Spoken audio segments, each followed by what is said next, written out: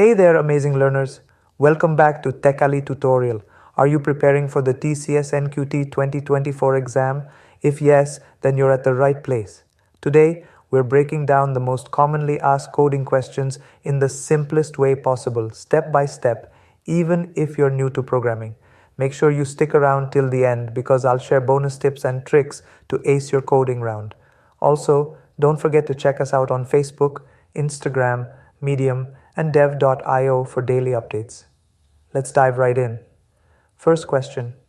Check if a number is prime. A prime number is a number that can only be divided by 1 and itself. For example, 2, 3, and 7 are prime numbers. Our task is to check if a given number is prime or not. Numbers less than or equal to 1 are not prime.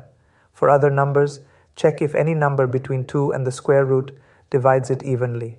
If it does, it's not prime. If no divisor is found, it's prime. And it's second question. Find the missing number in an array.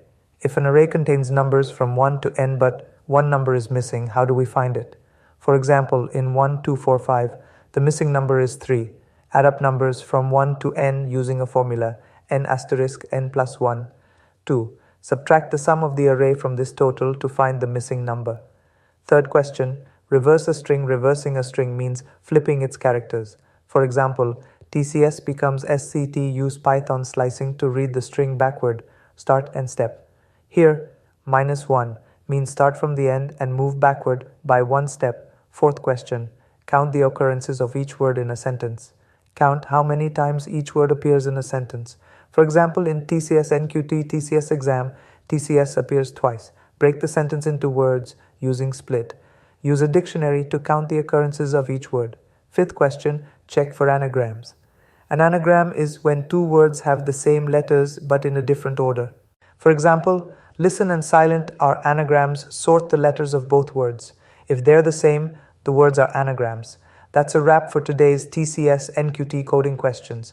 I hope these explanations and examples made things crystal clear for you. Remember, practice is key, so try these codes yourself and tweak them to understand better.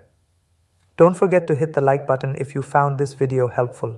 Subscribe to the channel and turn on notifications for more such content. Also, follow us on Facebook, Instagram, Medium, and dev.io for daily updates. Let's crack the coding rounds together. See you in the next video.